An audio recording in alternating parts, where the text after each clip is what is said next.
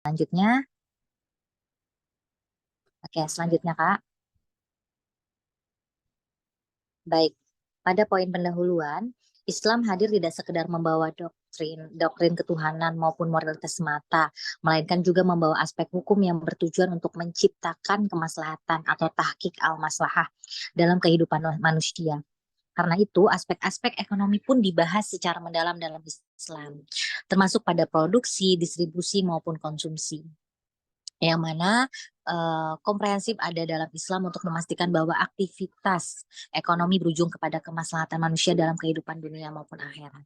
Selanjutnya, untuk pembahasan kita itu ada 3. Yang pertama adalah produksi, kedua distribusi, dan yang ketiga adalah konsumsi dalam Islam.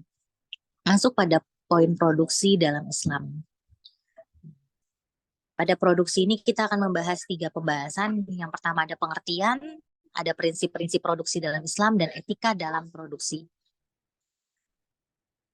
Selanjutnya, pengertian produksi. Produksi dalam ekonomi Islam adalah setiap bentuk aktivitas yang dilakukan manusia untuk mewujudkan manfaat atau menambahkannya dengan cara mengeksplorasi sumber-sumber ekonomi yang disediakan oleh Allah Subhanahu wa taala sehingga menjadi maslahah untuk memenuhi kebutuhan manusia. Dalam hal ini telah dijelaskan dalam semua aktivitas produksi barang dan jasa yang dilakukan seseorang muslim untuk memperbaiki apa yang dimilikinya. Dalam firman Allah dalam Quran Surah Al-Mulk ayat 15 yang mana memiliki arti dialah yang menjadikan bumi itu mudah bagi kamu. Maka berjalanlah di segala penjurunya dan makanlah sebagian dari rezekinya dan hanya kepadanya lah kamu kembali setelah dibangkitkan. Selanjutnya Kak. Nah, produksi itu tadi sangat prinsipnya bagi keberlangsungan hidup dan juga peradaban manusia dan bumi. Di mana tanpa produksi maka kegiatan ekonomi akan berhenti, begitu pula sebaliknya. Fungsi produksi menggambarkan hubungan antara jumlah input dengan output yang dapat dihasilkan dalam suatu waktu periode tertentu. Pada teori produksi memberikan penjelasan tentang perilaku produsen dalam memaksimalkan keuntungannya maupun mengoptimalkan produksinya. Selanjutnya, nah, ini ada prinsip-prinsip produksi di mana yang berpedoman harus diperhatikan, ditaati, dan dilakukan ketika akan berproduksi. Prinsip-prinsip produksi dalam Islam diantaranya adalah sebagai berikut. Yang pertama, berproduksi dalam lingkaran halal, yang mana pada dasarnya dilaksanakan oleh setiap muslim, baik individu maupun komunitas, adalah berpegang pada semua yang dihalalkan oleh Allah dan tidak melewati batas. Selanjutnya, Kak.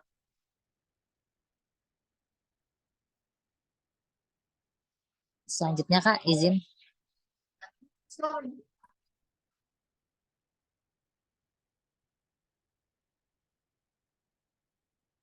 Selanjutnya untuk pembahasan distribusi dalam Islam akan dijelaskan oleh Kak Rian. Silakan Kak Rian.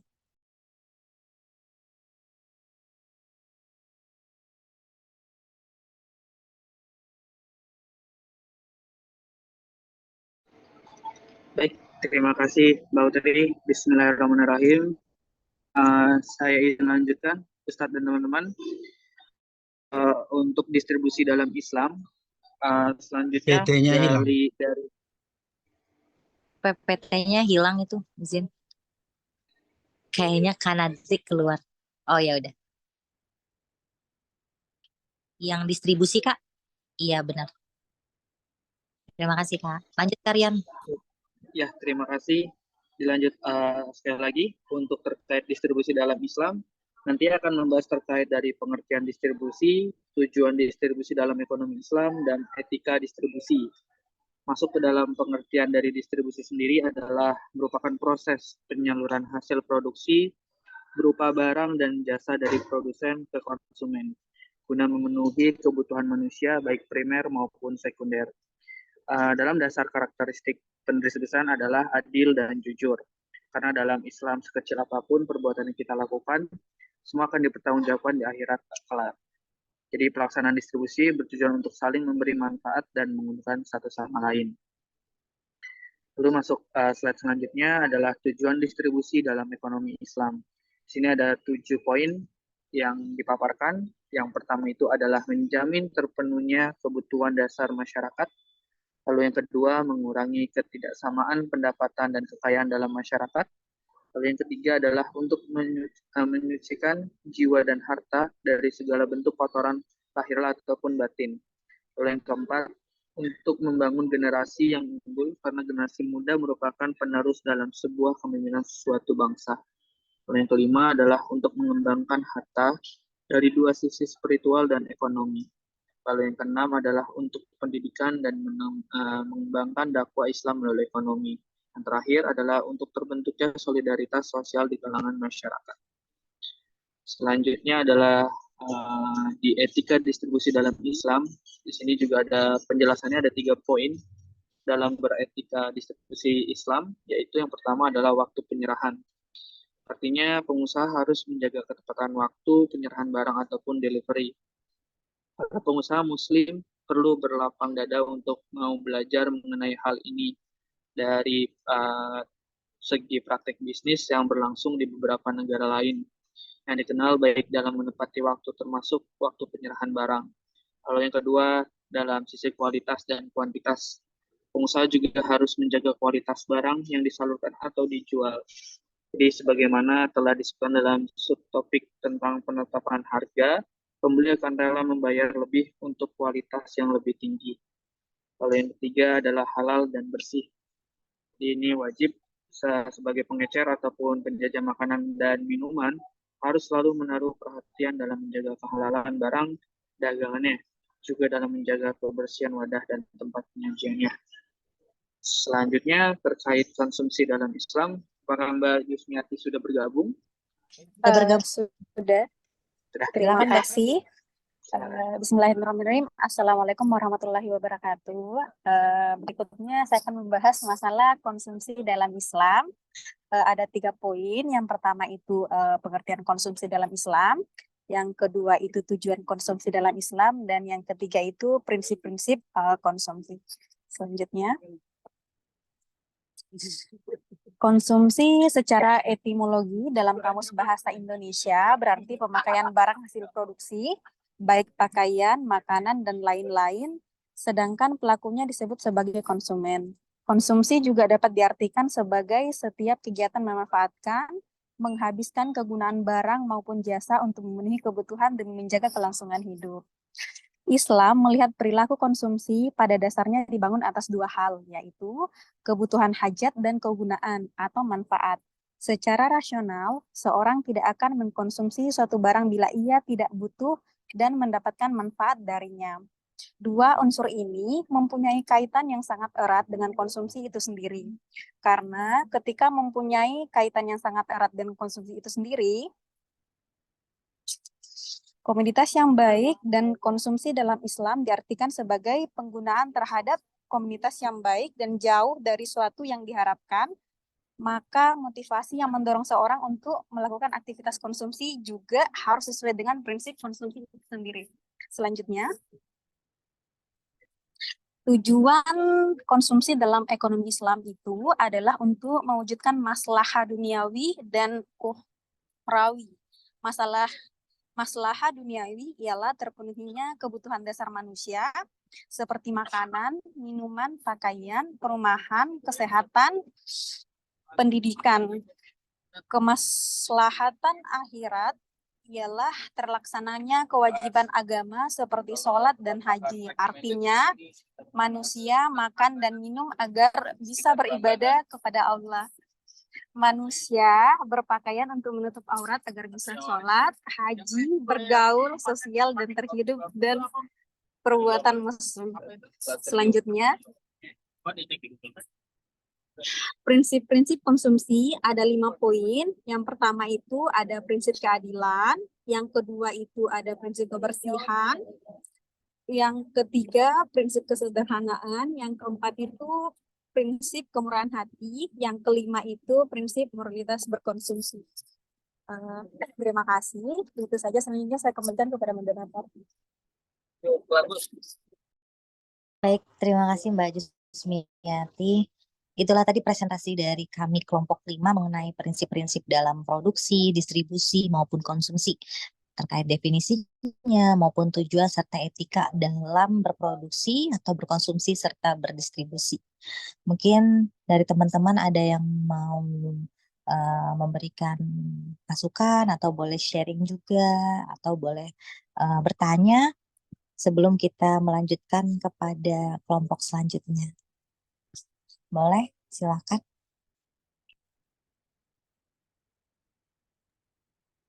Adakah yang ingin memberikan? Silakan, ya silakan teman-teman.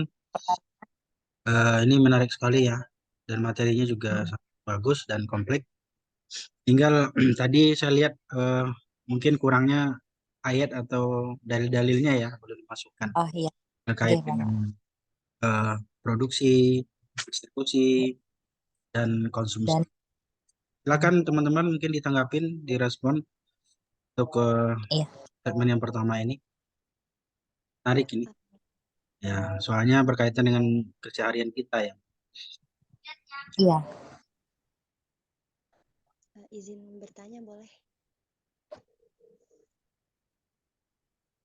boleh Kak Bella. Oh ya, terima kasih. Suaranya agak kecil Kak, maaf. Kedengeran nggak Putri? Udah Kak. Gimana Ya. Kak? Tadi membahas mengenai produksi dalam Islam, mau tanya sih sedikit, kan pertemuan sebelumnya juga kita menyimak video Pak Ustadz juga, itu membicarakan tentang produksi dalam Islam juga.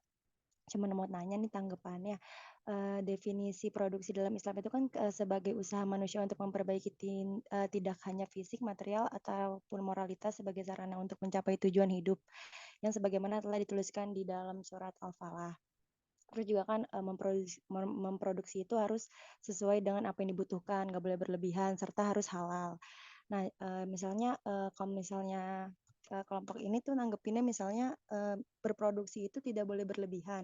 Dan Pak Ustadz juga pernah bilang di videonya itu memproduksi berdasarkan order gitu. Kalau misalnya kayak perusahaan dagang gitu memproduksi banyak, tapi sebelum ada yang order gitu untuk mempersiapkan itu gimana dalam tanggapan Islamnya? Terima kasih. Oke, baik. Terima kasih Kak Nabel. Mau kita simpan dulu atau Mbak Jusmi atau Karian mau jawab Kak?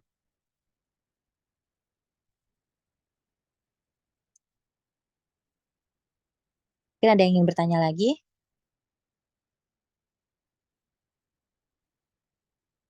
Boleh Mbak Utri? Boleh, Kak Adit. Silakan Ya, Kak. baik. Izin Mbak Utri dan Pak Ustadz. Izin bertanya juga. Sebelumnya juga kemarin memang betul ya yang tadi kata Mbak Nabel sudah pernah dijelaskan juga dalam video. Nah, ini juga menarik ya, mungkin terkait menyambung juga dengan video dan materi ini. Salah satu tujuan produksi dalam Islam yang pernah saya tangkap dalam video adalah mewujudkan kemandirian umat. Nah, dalam hal ini tentu kan akan timbulnya menurunnya keuntungan suatu perusahaan ya. Karena tujuan produksi tidak bersifat ketergantungan produk dalam perusahaan. Sedangkan kalau liberal itu atau mungkin yang normalnya kan ingin memenangkan persaingan ya tentunya untuk mendapatkan keuntungan sebesar-besarnya dengan ketergantungan pada produk perusahaan. Nah ini tanggapannya aja nih, bagaimana untuk hal itu ya dari kelompok 5. Mungkin izin sharing aja. Terima kasih sebelumnya. Mantap nih pertanyaan ini. Oke, Terima terima kasih. kasih. Sehat-sehat Pak Ustadz. Cocok Iya. lah. Iya, terima kasih Kak Adit.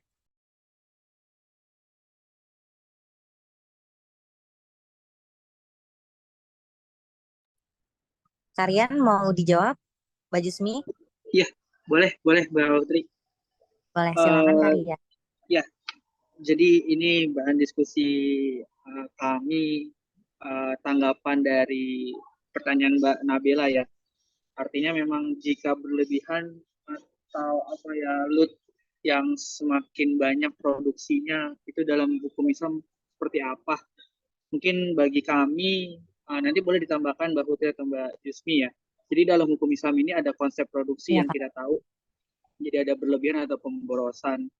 Jadi yang mungkin beberapa poin relevan ya dalam arti itu ada dalam pertanggungjawaban. Jadi setiap individu ataupun kelompok dalam produksi ini diharapkan pertanggungjawaban terhadap tindakan yang sudah diperbuat. Jadi dengan produksi yang berlebihan itu kan jadi mengakibatkan pemborosan mungkin sumber daya ataupun kerugian lingkungan. Mungkin teman-teman kemarin juga sudah menyimpulkan terkait video yang Pak Ustadz share.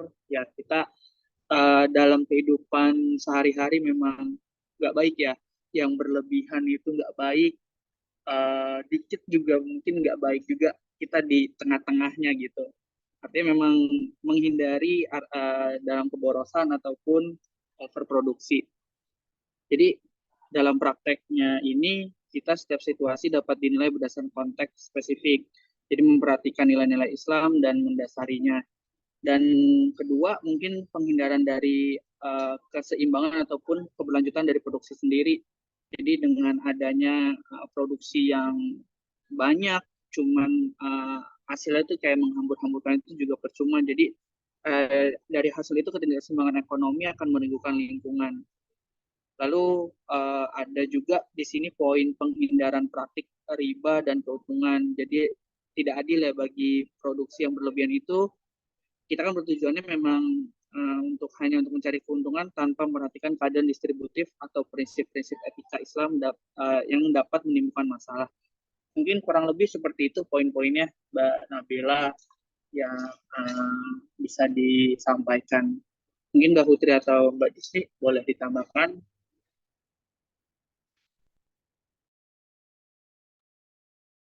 Iya, Kak Rian, terima kasih banyak, Kak. Baik, ini ada mungkin sedikit Putri menambahkan. Putri ada coba search juga mengenai celakanya orang-orang yang bersikap berlebihan.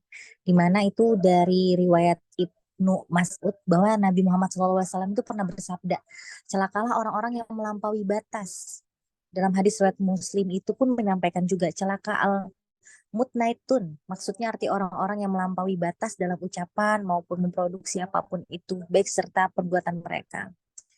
Kemudian, janganlah kalian memberatkan diri sehingga Allah pun membebanimu. Karena suatu kaum yang telah memberatkan diri mereka, Allah juga akan membebani kehidupan mereka. Itulah yang menjadikan mereka tetap tinggal di biara atau kuil dan rahiban yang mereka ada-adakan. Kami tidak mewajibkan kepada mereka.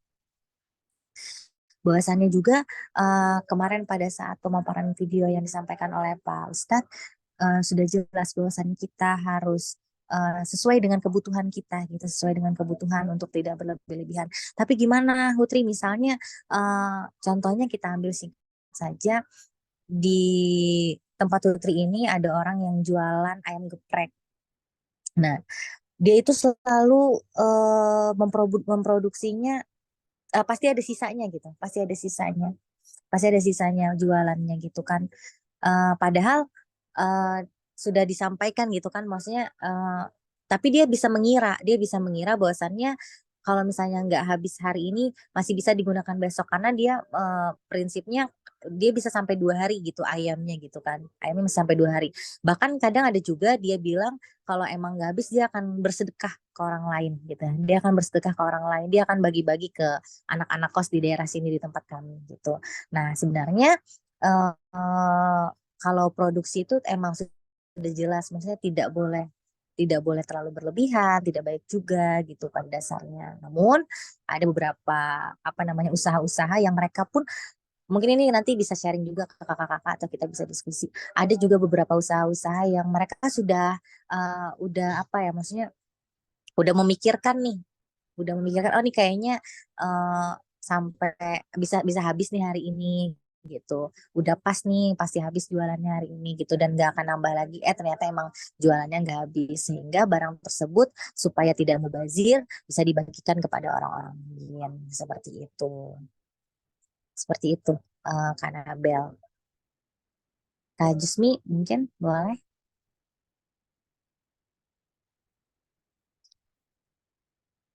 Tahu kalian gimana tanggapannya Kak terkait pertanyaannya dari Kak Adit tadi Kak, mengenai suatu instansi atau perusahaan yang harus memproduksi untuk mendapatkan keuntungan gitu.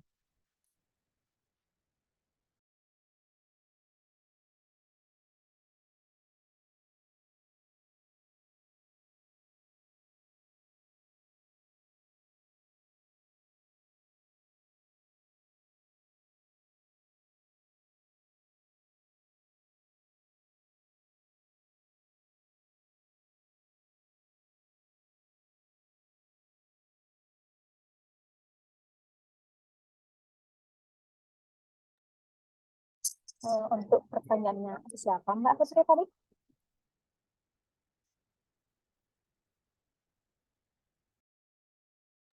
Ya Kak, gimana Kak? Maaf, Pertanyaannya apa tadi? pertanyaan dari Kak Adit itu terkait ini Kak, terkait suatu, mohon maaf Kak Adit kalau emang ada bisa ditambahin ya Kak, kalau salah pertanyaannya tadi. Terkait suatu perusahaan atau instansi yang memproduksi suatu barang, padahal kan maksudnya produk tersebut kan harus mendapatkan keuntungan gitu ya. Ya nggak sih Kak? Oke, baik, diulang ya Mbak Putri ya. Halo, Nggih Kak, silakan Kak. terdengar ya suaranya ya? Kirain putus. Nggih Kak, Oke, kedengaran Kak. jadi kan seperti yang pernah di-share tempo lalu dengan video dari Pak Ustadz ya, terkait teori produksi dan teori konsumsi dalam Islam. Tentu tujuan produksi dalam Islam adalah mewujudkan kemandirian umat. Dalam hal ini tentu akan timbul menurunnya keuntungan suatu perusahaan karena tujuan produksi tidak boleh bersifat ketergantungan produk dalam perusahaan. Nah, sedangkan kan kalau liberal atau perusahaan ini kan tentu ingin memenangkan persaingan ya, mendapatkan keuntungan sebesar-besarnya ya, yang tentunya juga ketergantungan dalam produk perusahaan. Nah, ini bagaimana tanggapannya? Ada kebalikan yang cukup signifikan. Satu sisi perusahaan harus mencari keuntungan sebesar-besarnya, satu sisi dalam Islam itu bahwa harus mewujudkan kemandirian umat. Nah, ini tanggapannya bagaimana Mbak dan Mas terkait hal ini sharingnya? Terima kasih. Kalau menurut Mas Adit bagaimana? Ya, Mas Yudo, apa kabar Mas Yudo? Alhamdulillah baik. Alhamdulillah. Lempar dulu Put ke Adit Dut. Kalau Mas Adit gimana pendapatnya? Saya pendapatnya sebetulnya sih ada di poin keadilan ya, cuman ini masih belum masuk ini Mas di saya masih. Ya mungkin bisa jadi sharing lah terkait keadilan Kalau umat share ya. Mungkin nyamber aja ya, nyamber aja. silakan Mas Yudo. Kalau aku Ini sih kayak kenapa? udah dong. Nggak, kalau aku sih Gimana gitu? berpikir gini. Eh, sekarang tinggal si perusahaannya mau berangkatnya dalam arti apa? Kalau perusahaannya berangkat dalam nilai-nilai Islam, tentunya dia akan menerapkan seperti yang Putri paparkan. Tapi kalau perusahaannya memang berangkat dari kapitalisme, tentu tidak bisa dipakai azas semacam itu, nggak akan ketemu lah, beda agama kalau gue bilang ya. Mantap. Beda aliran Jadi ya, Mas ya. ya beda aliran. Tidak Ya. adil dan tidak berkah ya. Ya, istilahnya. jadi sekarang ya tergantung dari si pengusaha tersebut sih, bagaimana dia mau berangkatnya. Nggak kita pungkiri juga banyak di beberapa perusahaan yang notabene investornya adalah negara Arab sendiri pun juga orientasinya adalah kapitalisme. Seperti itu sih, Dit. Jadi tergantung si pengusahanya tersebut. Kalau menurut saya ya, ketika pengusaha itu sudah berangkat Bismillahirrahmanirrahim, saya ingin menerapkan nilai-nilai Islam, insya Allah apapun yang dia produksi akan mengacu kepada Al-Quran dan hadis, di mana ya seperti yang di videonya Pak Ustadz, ya seperti itulah. Tapi kalau memang dia berangkat dari, oke, saya berangkat dengan apa ya istilahnya, kepentingan pasar atau kemauan pasar, ya orientasinya akan Kayak jadi diri misalnya. nah kayak gitu. Itu aja sih sebetulnya kalau gambaran simpel gue ya gitu loh. Mohon maaf nih kalau salah. Silakan Mas Adit ditanggapin. Mohon izin Pak Ustadz, mohon izin, maaf. Mas Yudo mantap ini. Betul Mas Yudo.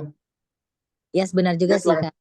Mungkin kembali ke perusahaannya, karena kan maksudnya tujuan konsumsi dalam Islam tadi kan benar kata Kak Adit, mewujudkan maslahah duniawi maupun ukhrawi, di mana terpenuhinya kebutuhan dasar manusia. Kadang juga manusia sudah mendapatkan yang diinginkan, tapi namanya manusia itu banyak sekali kurang bersyukur mungkin, sehingga mereka melakukan tindakan-tindakan yang di luar dari kapasitas atau hadis ataupun Quran dan hadis yang ditetapkan oleh Allah gitu. Apalagi kan udah jelas tadi ya, ada prinsip keadilan bahwasannya dalam berkonsumsi, berproduksi atau berdistribusi itu tidak boleh menimbulkan kezaliman. Sudah jelas tidak menimbulkan kezaliman, harus berada dalam koridor atau aturan ataupun regulasi serta hukum agama. Namun tadi masih banyak saja gitu. Tetapi bisa juga yang disampaikan oleh Kak Yudo kembali lagi ke instansi atau perusahaannya. Apakah perusahaannya itu menerapkan nilai-nilai Islami di dalam kehidupan apa namanya di kehidupan perusahaan tersebut kayak gitu. Kayak gitu sih Kak Adit. Mungkin teman-teman yang lain boleh bantu jawab.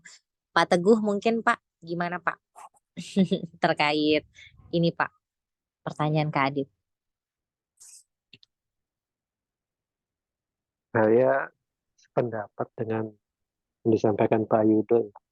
Ya kalau kita ngomong bicara tentang Mantap.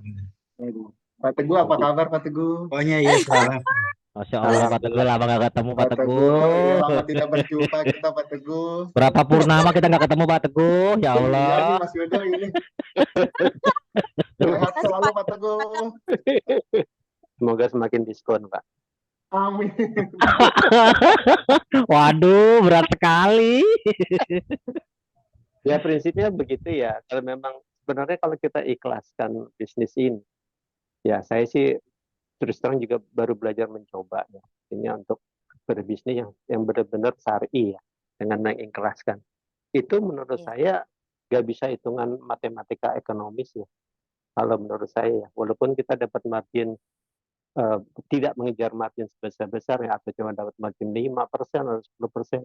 Tapi kalau kita ikhlaskan, dan kita infakkan, seperti tiap Jumat perusahaan itu memberikan donasi untuk Jumat berkah segala macam, itu gonta-gantinya dari Allah itu luar biasa, yang kita nggak sangka.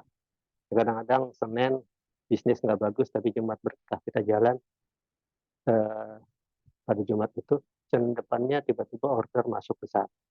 Ya, itu menurut saya memang hitungan matematiknya selama bersyukur penggantian multiple yang bisa 10 kali lipat atau even 100 kali lipat itu terjadi kok. Ya, saya sudah mulai merasakan kegiatan kecil-kecil. Awalnya juga seperti yang disampaikan Pak Yudo, mengejar profit sebesar-besarnya. Itu prinsip ekonomi. Secara ekonomi liberal seperti itu bicaranya. Tapi kalau kita ngejar di situ, mungkin sebagai pengusaha muslim, lama-lama kita capek sendiri, apalagi yang mau kita cari. Jadi yang disampaikan Mbak Putri tadi ya benar, dasar kita melakukan bisnis atau produksi, baik barang dan jasa, harus benar dilihat niat awalnya, pembentukan awal. Insya Allah kalau syariahnya yang berdasarkan Quran dan hadis, jalan kita, bisnis kita nggak pernah terhenti sampai kapanpun. Begitu Mbak Putri, terima kasih. Masya Allah, keren banget Pak Teguh. Gimana Kak Adit, udah puas nggak Kak? Aduh, alhamdulillah. Terima kasih Pak Ustadz. Pak Ustadz Teguh dan Pak Ustadz Yudo. Alhamdulillah Masya tercerahkan Allah ya. nih ya, luar biasa. Iya. Jadi Gitu sih, kalau Kak Adit, rame-rame jadi tambah ilmu dan wawasan kita ya. Iya Iya Pak Pak Ustadz. Ustadz. Jadi memang sesuai dengan kata Mas Yudo ya, memang kita ambil mazhab apa dulu kan gitu ya. Kalau kapitalis ya, kalau Islamis atau apa sosialis atau Pancasilais ya, tergantung mana yang kita pakai ya. Jadi dilihat dari situ dulu. Kalau kita generalin semua ya jadi repot gitu ya, jadi tumpang tindih nanti. Kita mau ngambil untung banyak-banyak nih, tapi prinsip syariah itu ya. Juga mungkin gitu ya, karena ada hambatan atau mungkin ada pembatasan gitu ya, batasan yang harus atau rambu-rambu yang harus kita taati gitu. Tapi kalau sistem kapitalis atau dari non Islam misalnya atau konvensional ya, ya itu tadi prinsip yang memang berorientasi kepada profit oriented gitu ya, atau money oriented itu. Keuntungan bisa diprediksi gitu ya, apalagi kan memang menjadi sebuah yang dibutuhkan gitu, sesuatu yang dibutuhkan di pasar. Intinya gini, kalau saya menyimpulkan antara produksi, distribusi, dan konsumsi itu harus seimbang ya, harus seimbang. Kita nggak hanya melihat produksinya aja, tapi juga bagaimana distribusinya. Kan dalam Al-Quran itu juga dikatakan ya, bahwa jangan sampai ya kekayaan itu atau harta benda itu berputar di kalangan-kalangan tertentu gitu. Itu bainal daulatan bainal agniya itu dalam Al-Quran itu kan berputar muter di situ-situ saja gitu. Jadi nggak nyampe gitu ke kalangan-kalangan menengah ke bawah itu. Hanya di kalangan-kalangan tertentu atau di kalangan-kalangan eh, apa namanya orang-orang yang memang menguasai pasar itu sendiri. Jadi distribusi harus dengan adil tadi, adil merata dan tentu memiliki etika ya, nggak boleh adanya monopoli gitu, monopoli ya. Kemudian juga demikian dengan konsumsi ya, konsumsi juga. Konsumsi ini juga menarik ya, teman-teman. Eh, Ya antara apa ya istilahnya itu ya, want dan need-nya harus seimbang ya. Kita itu kan kadang-kadang lebih banyak keinginan. Apa yang kita pengen kita beli, kita cari gitu, kita hadirkan gitu, kita miliki apa yang kita pengen. Tapi kadang-kadang yang kita pengen itu ternyata juga tidak kita butuhkan itu. Maksudnya yang apa ya, yang apa itu need ya, yang yang kita butuhkan itu. Yang kita butuhkan itu kan berarti sebuah yang daruri ya, yang darurat, yang primer yang harus kita penuhi gitu. Kadang-kadang dia tidak menjadi kebutuhan, justru keinginan yang terlebih dahulu yang sering kita penuhi gitu, sehingga kita lupa gitu. Ternyata ini nggak butuh buat kita gitu. Hanya kan maka lahirlah yang namanya mubazir tadi kan. Kan Allah mengatakan dalam Al-Quran janganlah kalian berlaku mubazir. Ya, sesungguhnya mubazir itu karena ya min ikhwani syayatin. Kanu min ikhwani syayatin.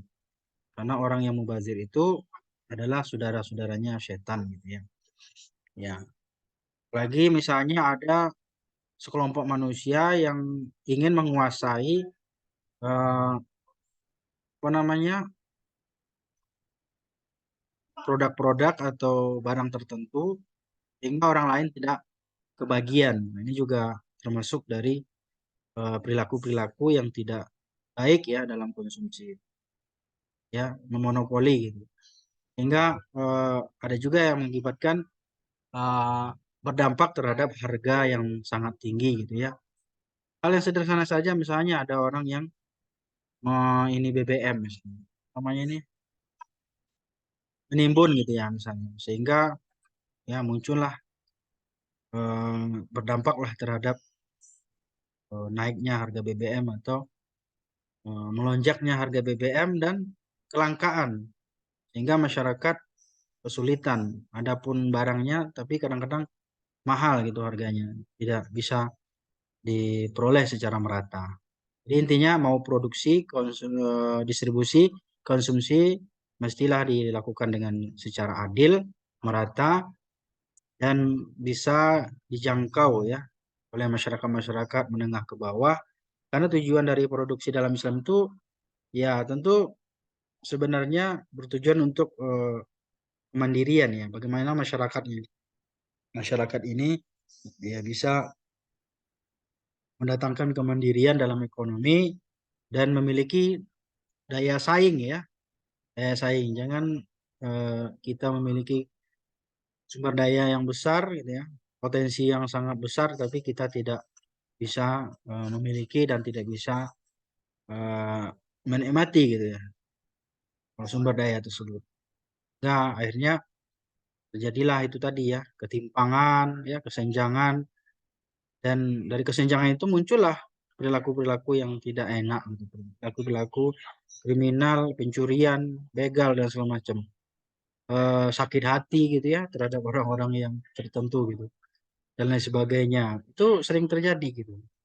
Dan kita juga tidak bisa menyalahkan kepada pelaku-pelaku yang memang mereka itu sudah sangat tertindas gitu secara ekonomi. Ya artinya sebenarnya mereka hanya ingin mendapatkan hak-haknya. Dengan ekonomi Islam ini berharap ya pendistribusian ya dan produksi ini bisa mereka rasakan secara merata dan juga mereka bisa menikmati seperti orang-orang pada umumnya. Termasuk juga masalah tadi ya konsumsi dan lain sebagainya. Jadi intinya tiga komponen ini harus nyatu ya teman-teman, nggak bisa dipisahkan antara satu dan yang lainnya. Itu saja tambahan dari komentar tadi ya. Mudah-mudahan ini tinggal bukan tambah jauh ya jawabannya. Mudah-mudahan bisa dipahami. Monggo silakan. Iya, terima kasih Bapak untuk jawabannya dan sharingnya juga. Mungkin ada yang ingin ditanyakan lagi. Untuk presentasi malam ini satu aja mungkin ya Pak? Atau seperti apa Pak? Ya, yang lain bagaimana? Kalau misalnya masih ada yang lain, sudah siap gitu. Sebetulnya sih teman-teman Pak di belakang itu bilang kasihan sama Bapak karena kondisi kesehatan kan masih belum fit. Iya, Bapak mah. Takutnya Bapak jadi apa kita kita mah kepikiran sama Bapak kalau sakit tambah itu kan jadi Betul, Pak. dosa Pak, jadi dosa kita aja sama dosen. Jadi kalau boleh satu ya satu aja sih Pak sebetulnya. Mas Yudo tumben lagi inget ini. Inget dosen. Iya, Masya Allah malam Jumat ini coy. Habis yasinan ya Mas kita Mas. Oh. Ini udah Ini tunggu jemaah ini. pengertian banget ini. Untung kamu cowok ini. Kalau Emang cewek kalau udah bahaya ini. Emang kalau Jadi menantu. Ya. Apa gimana minuman tuh? Ya. Ini idaman. Mas Yudo yang paling semangat ini kan. Mertua idaman itu, bukan menantu idaman. Iya. Siap. Satu aja, Pak. Ya mungkin ada lagi satu komentar lagi mungkin barangkali nggak apa-apa. Saya mungkin ini kan baru 1 jam ya, 1 jam. Mungkin paling 15 menit lagi lah ya. Soalnya saya keringatan nih, saya ini. Karena ini juga nahan-nahan kuyap Iya. apa. Tapi karena saya diskusi ini juga agak lupa dikit. Gitu. Nggak apa-apa, silakan. Ada satu lagi mungkin komentar yang akan kita bahas ini, akan kita kulitin gitu. Tadi udah ada Mas Aditya, Mbak Nabela ya. Iya. Pada prinsipnya gini, ada satu lagi tuh. Kemarin ada yang nanya juga, Pak gitu ya. Kalau kita dalam Islam itu boleh nggak ngambil untung banyak-banyak gitu. Nah, kira-kira teman-teman responnya gimana? Saya ini teman-teman yang mungkin praktisi nih. Ya Pak. Kalau sesuatu yang tidak primer boleh Pak. Kalau menurut saya Pak ya, contohnya kayak apa ya, apa sih yang barang-barang pengganti lah, bukan seperti beras ataupun apa yang kira-kira bahan pokok. Itu sih boleh-boleh aja Pak. Kayak namanya contoh handphone. Iya. Atau mungkin jam tangan yang sekiranya memang tidak terlalu vital banget untuk kehidupan. Kalau menurut saya boleh Pak, tapi kalau sesuatu yang mencangkup hajat hidup orang banyak, dianjurkan untuk tidak terlalu banyak mengambil keuntungan, karena itu salah satu ya kalau kata surat sih katanya zolim ya Pak ya. Mohon maaf Pak kalau saya nggak tahu ayatnya. Mohon maaf banget. Begitu sih Pak pendapat saya Pak.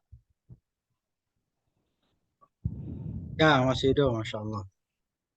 Tegas ya, tegas dan jelas. Yang lain mungkin barangkali. Jadi memang dalam ekonomi Islam itu ada 3 ya, sifatnya ada primer, sekunder, dan tersier atau daruri, ada hajiat, ada tahsiniyat, daruriyah, hajiat dan tahsiniyatnya, atau primer, sekunder, dan tersier. Monggo yang lain mungkin komentari. Hal-hal yang seperti ini kan sering terjadi nih, ya.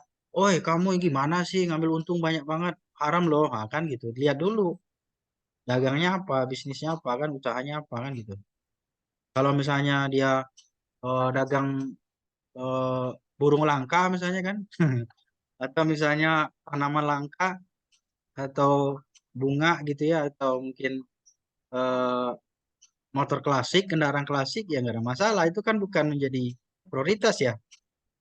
Mau dia lah gitu ya. Kalau mau misalnya ngasih harga selangit gitu, kita berlipat-lipat. Tinggal nanti dilihat dari aspek kejujurannya aja sih ya. Silakan kalau mau merespon lagi teman-teman yang lain, monggo. Nah, Mas Yudo boleh nanya nggak? ya silakan. Nggak ada di sini. Apa Dit? Kok jadi naik ke gua Dit? Lu gila kali Dit. Jadi Mas Yudo yang jadi makalahnya. Punya Jadi pulsa di komennya, Mas. ada masalah, tanya Mas Mas, Yudo. Ini acara sendiri podcast. Ya, ya nggak apa Mas ya, sharing aja Mas Mas. Yudo, Mas, kalau misalnya teman-teman Mas, Mas Yudo langsung cerita. kebutuhan primer dalam Islam itu dapat berubah nggak? Atau kebutuhan sekunder yang tadi di sekunder jadi primer? Yang tadi kan katanya mencari keuntungan itu kan yang menurut hadis juga di sekunder ya. Sedangkan apakah dalam ekonomi Islam atau mungkin apa namanya yang menurut pandangan Mas Yuda ya, itu bisa berubah atau bertambah nggak kebutuhan primer itu? Kebutuhan sekunder itu kalau menurut Adit apa sih? Apa aja sih? Coba contohnya deh. Enggak, soalnya kita bersamaan persepsi dulu. nanya Sekundernya balik. Adit itu apa gitu loh. Ya, ya, Kalau ya. sekundernya Adit Ya, mungkin contohnya. kita Baca. bicara primer ya, yang gampang ya. Primer Ya. yang gampang. Oke, Sandang, anggaplah. pangan, papan lah ya. Oke, Sandang, itu. pangan, papan ya. Oke. Ya. Kita bicara papan nih. Papan kan ada yang murah, subsidi, ada Ya. yang sedang, komersil, dan lain-lain mewah. Nah, keuntungan yang sebesar-besarnya ini dalam tanda kutip primer ya. Papan berarti kita bicara rumah.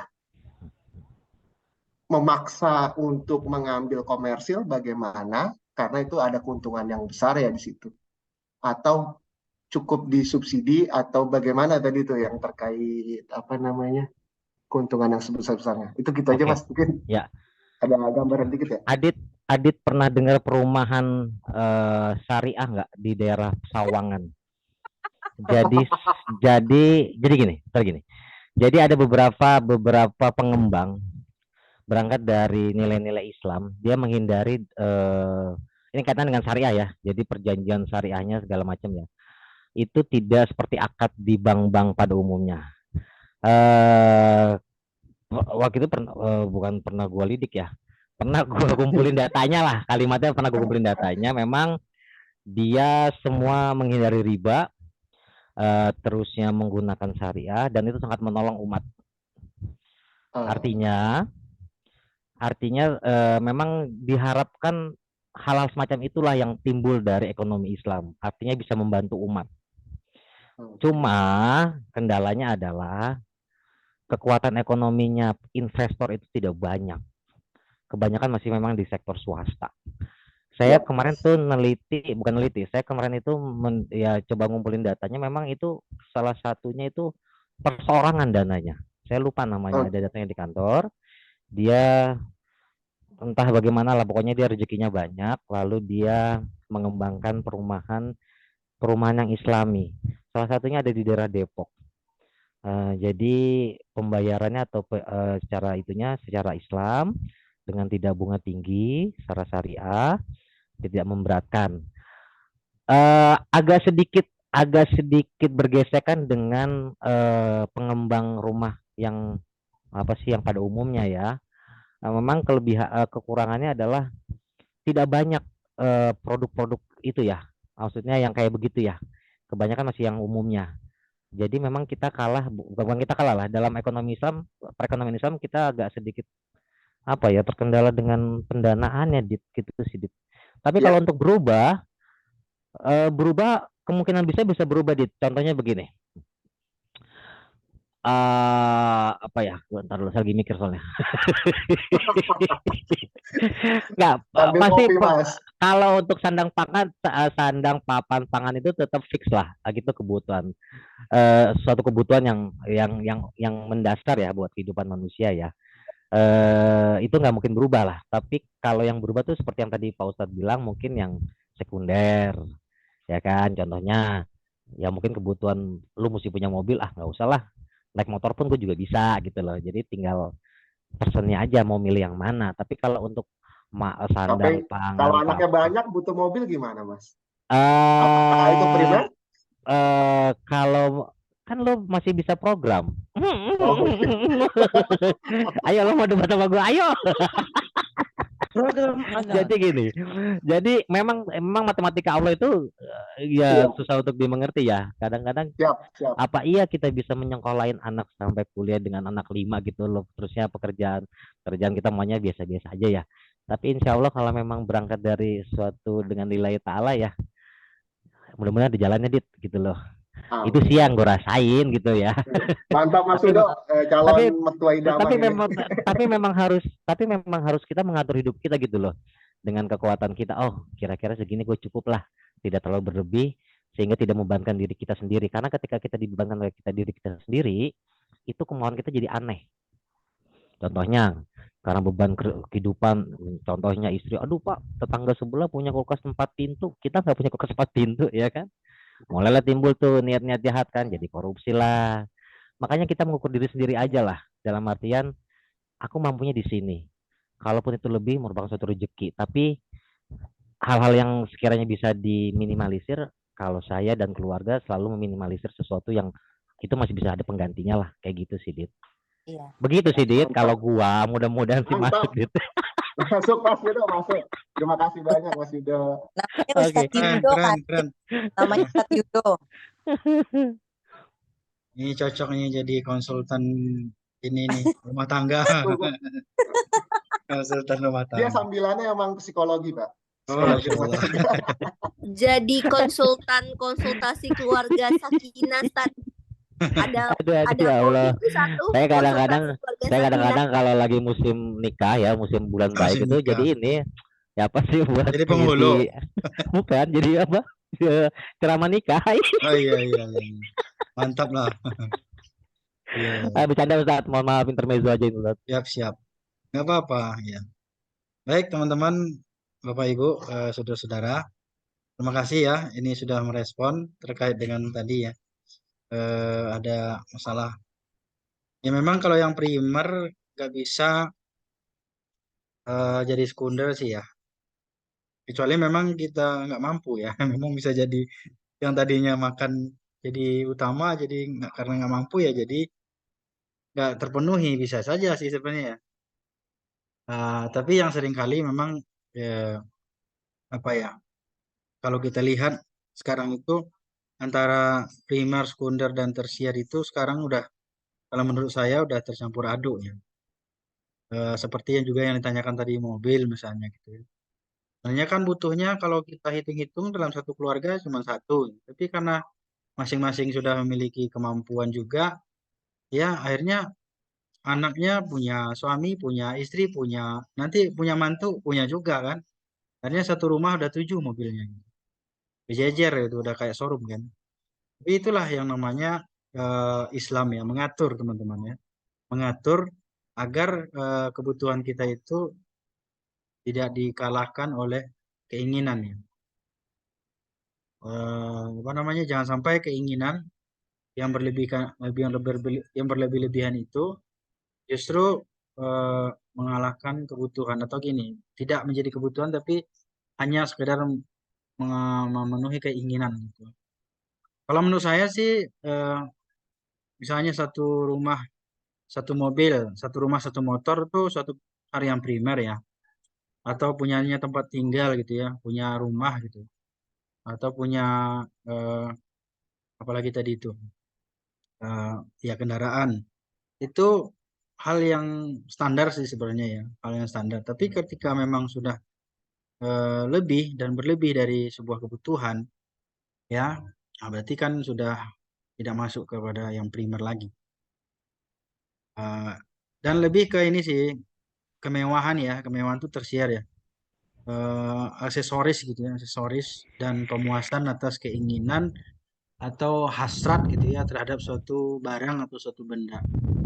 Makanya orang yang mampu mungkin dia alhamdulillah bersyukur gitu ya bisa mewujudkan, tapi yang nggak mampu ini dari kata Mas Yudo bisa korupsi, bisa ini dan segala macamnya gitu. Lagian kalau ya tergantung juga sih dia kerja di mana kan. Kalau kayak dosen mau korupsi apa kan gitu ya. Mau korupsi makalah mahasiswa kan nggak ada juga. Nggak ada proyeknya masalahnya. Ya, dan itu jelas pemasukannya berapa dan keluarnya berapa itu. Tapi mungkin mohon maaf gitu, ada yang proyek tender dan perusahaan dan konsultan dan lain sebagainya. Ya, terutama ini konsultan nih, teman-teman saya itu banyak ya konsultan. Dan mahasiswa sebelumnya S2 juga ada. Dan sampai itu ngomong ke saya, Pak, saya kan punya proyek konsultan nih. Boleh nggak Pak? Saya ini kan sebagai owner ini memasang tarif Pak, gitu dengan harga sekian. Karena saya tahu nanti perusahaannya itu akan dapat sekian Pak gitu. Itu nanya itu saking bingungnya saya gitu. Bingung juga saya jawab gitu ya. Karena saya nggak pernah kepikir juga ya seperti itu salah satu kerja atau model kerjanya gitu ya teman-teman kita konsultan gitu. Karena ngorder keuntungan karena dia melihat prospek ke depan itu besar gitu. Jadi di awal itu udah ada order. Bisa saja tuh satu Pajero itu bisa jebol tuh gitu. Seperti itu ya kan. Dan memang saya lihat eh, rata-rata gitu ya teman-teman yang memang proyeknya besar-besar ya memang dia dapat gitu. Selagi itu saya bilang selagi itu masih dalam konteks jujuran, transparansi dan lain sebagainya itu nggak ada masalah. Tapi kalau udah ada istilah bahasanya sekarang bahasa lama juga ya kong kali kong dan segala macamnya dalam proyek atau tender dan segala macamnya ya itu udah lain lagi ya. Tapi kalau asas kejujuran dan transparansi dan memang betul-betul keahlian yang berperan di dalamnya itu menurut saya nggak ada masalah gitu. Karena kan presentasinya juga kan pasti mengikutin ya proyek 1 triliun nggak mungkin kan 100 juta ya kan eh, apa namanya biaya konsultannya kan gitu ya sama juga teman saya dia pengacara kan pengacara tapi dia udah almarhum dosen kita juga di UMJ ya dia ini pengacara kondang itu mainnya MM-an aja itu dan bahkan dia biasa mengumrohkan gitu ya teman-teman masjid juga udah ada sebenarnya saya juga dapat jatah itu satu mau diumrohkan tapi beliau keburu meninggal gitu nggak jadi cuman intinya gini saya bilang saya apa dia cerita maksudnya ke kita gitu ya bahwa ketika dia punya klien dan punya apa namanya menyelesaikan masalah gitu ya eh, dia melihat dari ini dulu ya lihat dari kemampuan tadi kalau orangnya katanya itu apa istilahnya ya kalau dia kakap katanya ya kita harus mainnya kakap juga katanya. Tapi kalau dia orang miskin dan nggak berduit ya kita gratiskan karena ini yang maksud saya seperti ini. Mampukah kita gitu seperti ini seorang konsultan atau apapun lah itu istilahnya ya sama pengacara gitu memberikan sebuah pelayanan berdasarkan asas kemampuan dan asas kemaslahatan gitu. Ya, ini juga menjadi hal yang sangat penting menurut saya gitu kita cermati. Jadi silakan saja kita bahasanya itu eh, ingin meraih dan mengambil sebuah keuntungan, asalkan itu memang pada tempatnya didasari dengan kejujuran, transparansi dan lain sebagainya. Ya, sedangkan di sementara di sisi yang lain kita juga memberikan pertolongan atas ilmu yang kita miliki dengan gratis misalnya konsultan ke tempat-tempat yang tertentu misalnya atau audit yayasan atau apalah misalnya atau mungkin eh, hal-hal yang berkaitan dengan sosial atau agama gitu. Nah ini saya rasa itu akan sangat lebih bagus itu yang namanya dakwah. Seperti yang diceritakan sama teman saya yang advokat ini itu ya begitu luar biasanya gitu. Ketika dia berhadapan dengan orang-orang yang besar, main-mainnya itu udah triliunan dan semacamnya, dia nggak mau ecek-ecek juga gitu. Dia maunya juga kelas berat ya. Dan bahkan biasa aja tuh kalau kliennya ngasih satu mobil, satu rumah ya, satu villa gitu. Tapi kalau ada masyarakat yang kecil yang terzolimi dan itu skalanya apa namanya sangat ini banget itu ya, kelas menengah, kelas bawah banget lah gitu.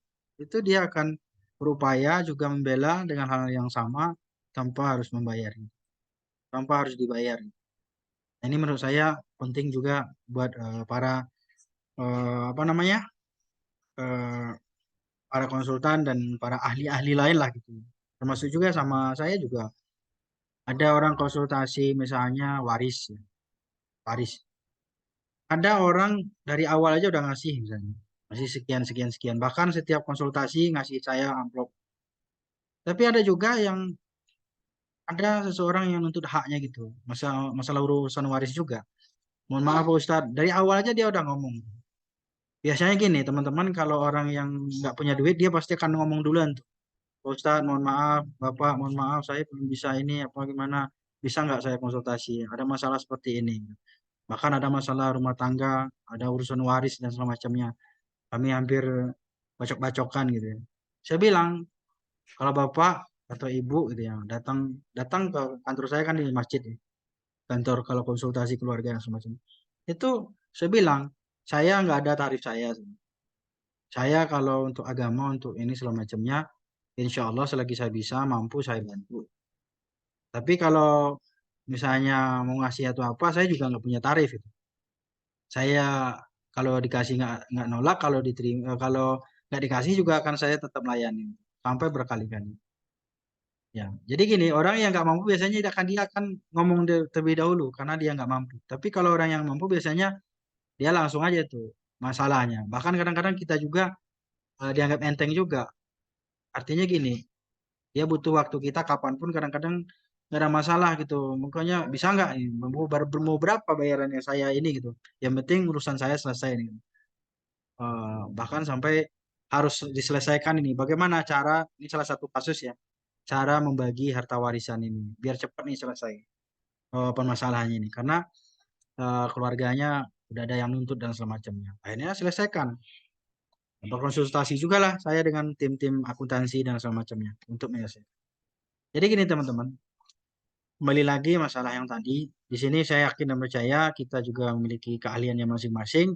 Gunakanlah keahlian itu sebagai senjata bagi kita untuk dakwah. Ya, di bidang ekonomi, di bidang konsultasi agama, di bidang hukum, di bidang kesehatan.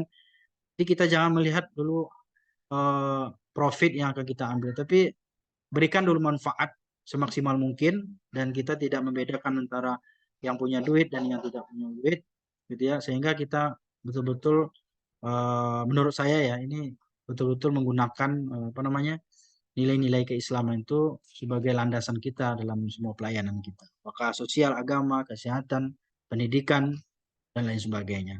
Ini closing saya teman-teman ya. Karena banyak sekali saya rasa di S2 ini ya apa namanya orang-orang yang sangat kompeten ya di berbagai macam bidang keilmuan gitu ya.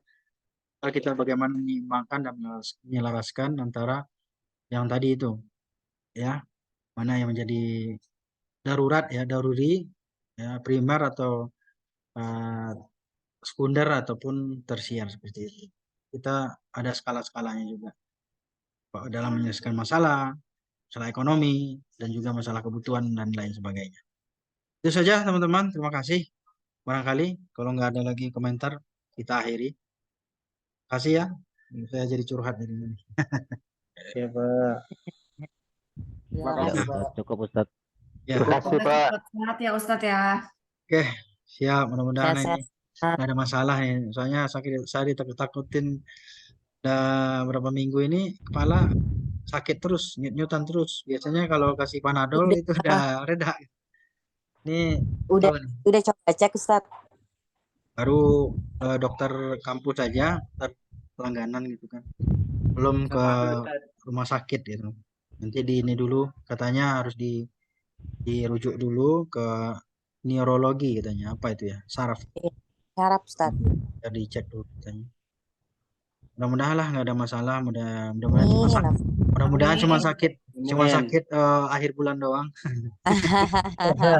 Mudah-mudahan cuma sakit kepala akhir bulan doang kan. Nanti awal bulan sembuh lagi gitu. Wah, amin. Ya kan. Jadi jangan sampai yang macam-macam dan aneh-aneh lah. Soalnya sekarang penyakit ngeri-ngeri ya. Tuh. Alhamdulillah lah. Doanya buat teman-teman dari teman-teman semuanya. Ya. eh Ya itu aja ya. Jadi saya rasa udah cukup. Terima kasih. Saya mau absen dulu nih. Udah rindu nih dengar suaranya semua nih. Ya, Udah Ustadz. lama nggak absen ini. Nur Alif ada ya, Nur Alif tadi. Ada Bapak. Boleh merespon ya. Muhammad Faris. Masuk Pak Ustadz. Ya, Mbak Nabela tadi ada. Clear, Pak, ya. Mbak Anissa ada. Anissa Kamelia ada tadi. Ada ya. Kemudian ini Biva ya tadi ada ya. Oh, iya. Biva yang tadi ngerespon juga. Mas Imron ada ya. Umaidi mana ada? Mas Umaidi? Oh ada ya. Oke. Ahmad Alamsyah, Hadir, Pak. Mas Teguh, hadir ya tadi. Hadir. Mas Aditya hadir. Muhammad Irsyadul Alam, ya. Irsyadul Alam nggak ada. Mbak Ririn, Agustriana, Hadir Ustadz. ada. Mas Mujiono, nggak ada. Mas Rian tadi ada. Oke. Mbak Hutri ada. Meliska, Ustadz. Rita, Ada, Pak. Mbak Judit ada. Hadir, Pak. Iya. Mas Raden Bagaskara, Hadir. Hadir, Pak. oke. Mbak Permata Sari, ya.